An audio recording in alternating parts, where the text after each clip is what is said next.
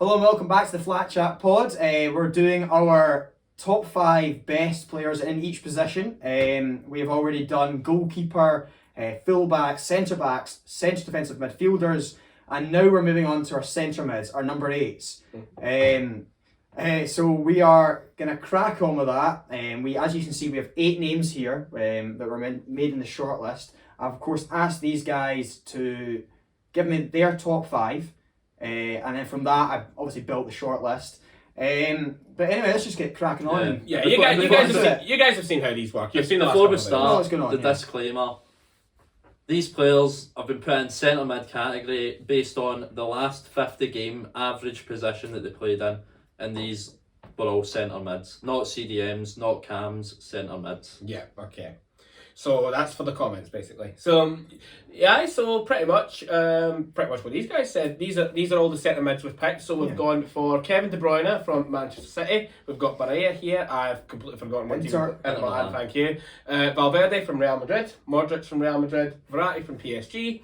Thiago from Liverpool, Toni Kroos from Real Madrid, and Frankie de Jong from Barcelona.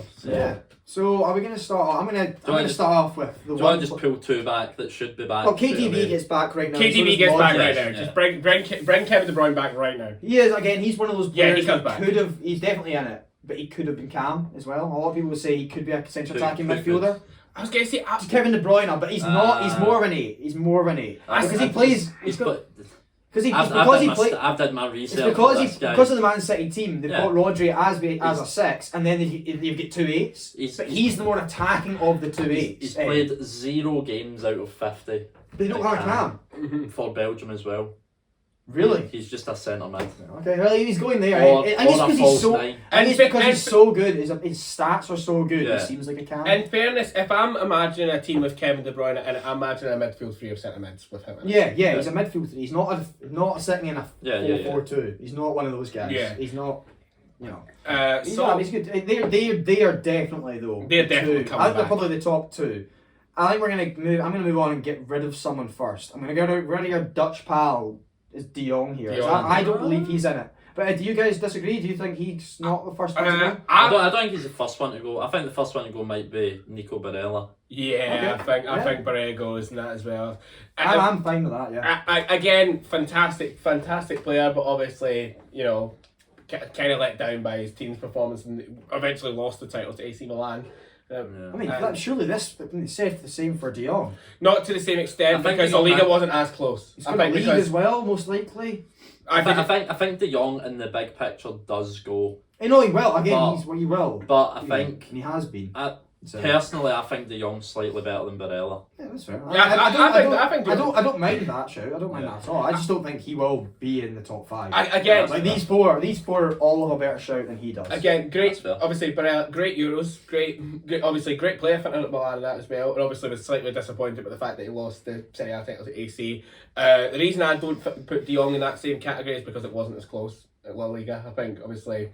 It would have taken a miracle if Barcelona were to even get anywhere near remote. Should that not go against De Jong? Yeah, it goes against him. I think it goes for him because he's probably one of the very few shining lights in that team. And I think so.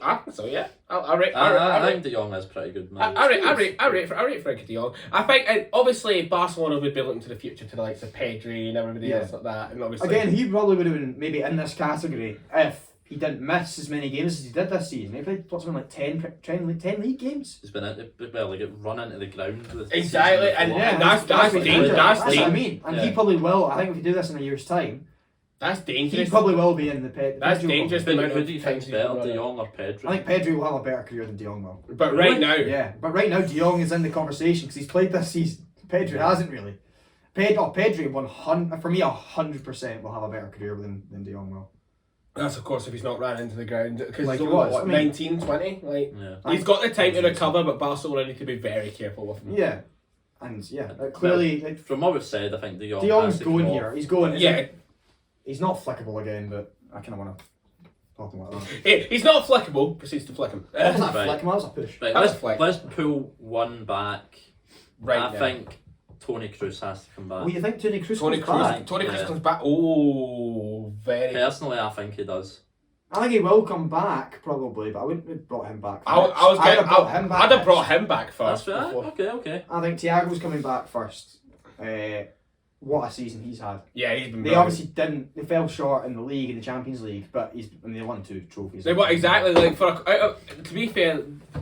I think a lot of what Liverpool, obviously in terms of the media, it wasn't like understated. Everybody knew that Liverpool were going to go for the quadruple and that as well, but they were going for the quadruple. The fact that that's just been like brushed off as some kind of like just minor aside. Well, by the way, it's been brushed off because they didn't win it. Obviously, they didn't win win the it. 2 Diddy trophies. They've had a failure of a season. That's not a failure. It's not a failure. I know that is very poor for you. That is a poor call. It's very poor. Well, their aim at the start of the season. We're not even Liverpool fans. You're looking for a bite there, but that's very poor. Liverpool's aim at the start of the season was to win the Premier or Champions League. They've not hit their aim, so they failed. Also, let's take a look at the amount of trophies the Manchester City have won this year. The Prem, the one that they want to win. No, they won the Champions League. Yeah, they won the Champions League. No. Would you rather win the Prem or the 2 cups? I wouldn't call it a failure. It's a disappointment. Right. Because of what they were going for. That you're looking for a word to completely just absolutely bash Liverpool heads and the fans in the head. I'm a Van Dijk sugar mate. Man, that's how he is a supporter of Virgil van Dijk. Virgil van Dijk.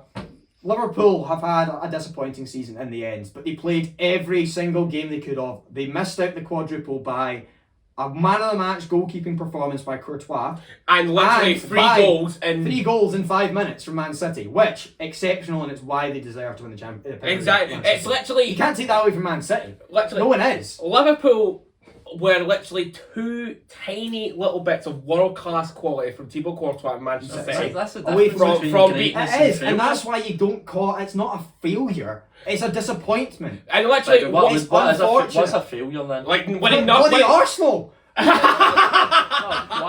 not wrong. No, but why did that? Why is that classed as a failure? Because we lost. They got their aim. No, their aim was 5th. It was at the start of the season. Right. Okay. Was their aim 5th? Yeah, no, perhaps. Was their aim 5th? Yeah, but it wasn't. Yeah, I imagine it was Champions League. Our aim was 5th, but it's at that point your goals change throughout the season. That does That's happen. fair. And Liverpool's goal, and you can say well they did technically fail at the end, but it's so harsh to say that. No, they technically did fail at the end, but this wasn't their goal. Arsenal didn't miss out by another team in another game scoring a few goals, and then that world class. We missed out because we lost 3 games in a row, then we lost 2 games in a row at the end of the season. We bottled it. We failed. Liverpool, I wouldn't say failed. It's disappointing at the end though. Saying Liverpool failed is not the right way to say it. No, it's not. But saying Liverpool they failed to get their target. Yeah. From at the start of the season, because at the start of the season it was win the Prem. It was not win the quadruple. No, but they didn't win the quadruple. I know, but it was win the Prem or win the Champions League. I've watched a lot of this before as well. I've watched a lot of videos at the start of the season. A lot of people didn't have them in the top 4. Or they had them 4th, Liverpool. Liverpool fans as well. Yeah, pundits. A lot of them did. And they exceeded expectations based on the start of the season. But of course they were saying at the start of the season, our goals to win the league. Like the top 5 is.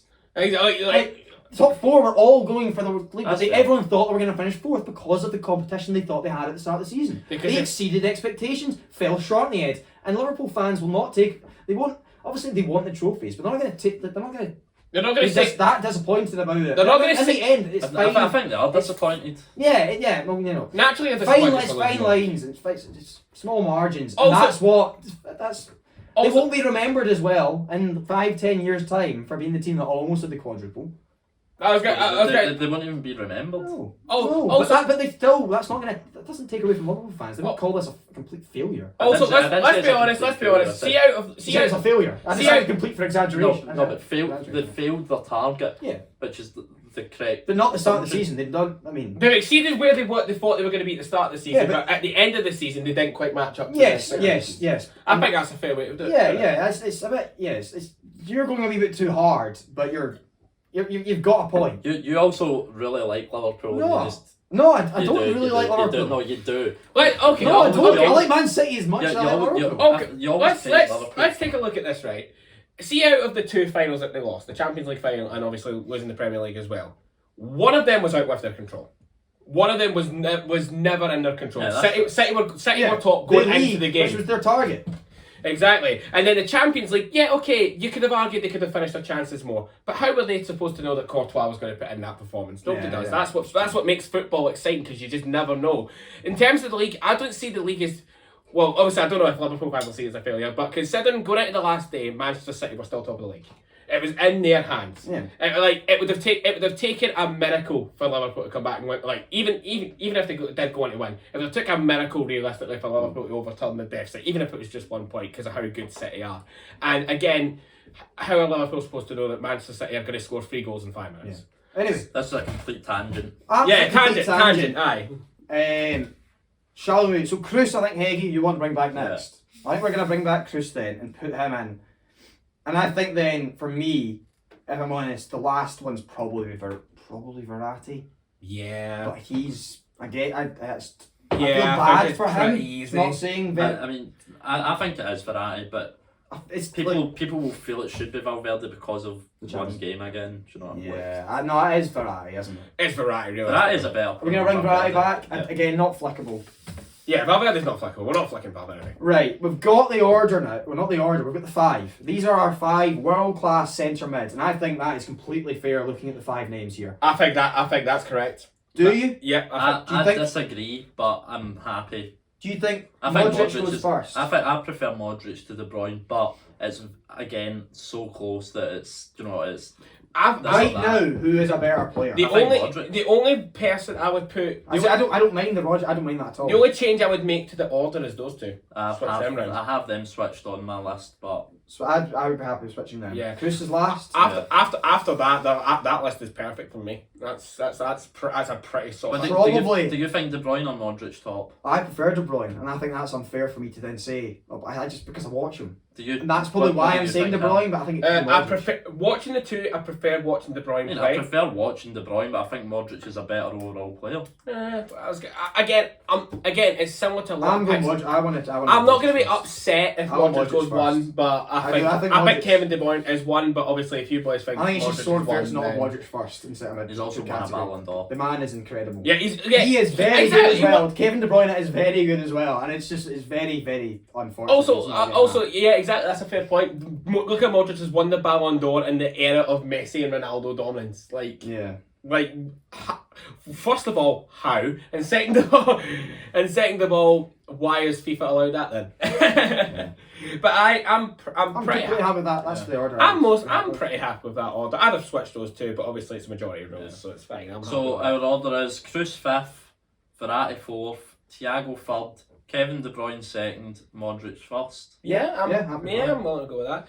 Right, so that is our order for centre mid. So hope you enjoyed this little episode as well, guys. This is just a wee continuation of our series of the top 5 players in the world. If you enjoyed it, leave a like. If you didn't, leave a dislike. Let us know how we can improve these in the future. And of course, leave a comment down below what your order would be. If you would include anyone else that we didn't include, if you would change this order around, let us know. We want to have a wee debate. We'll have a little discussion about it. So until the next episode, guys, we'll see you in a bit.